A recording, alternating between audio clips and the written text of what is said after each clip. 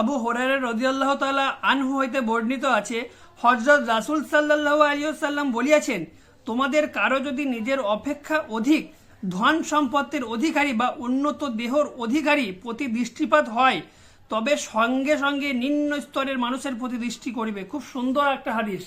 মানে আবু হুরায়রা রাদিয়াল্লাহু তাআলা আনহু হইতে বর্ণিত আছে, হযরত রাসূল সাল্লাল্লাহু আলাইহি ওয়াসাল্লাম বলিয়াছেন, তোমাদের কারো যদি নিজের অপেক্ষা অধিক ধন সম্পত্তির অধিকারী বা উন্নত দেহর অধিকারী প্রতি দৃষ্টিপাত হও, তবে সঙ্গে সঙ্গে নিম্ন স্তরের প্রতি দৃষ্টি করিবে।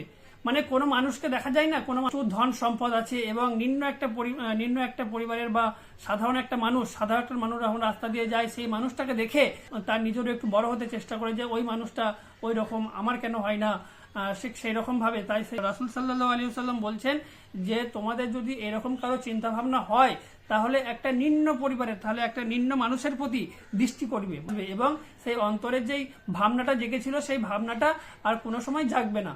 এটাই এই হাদিসটার মধ্যে বোঝাতে চাইছে। আর এই হাদিসটা আছে ইসলামিক বাংলা একাডেমি থেকে, বুখারী শরীফ।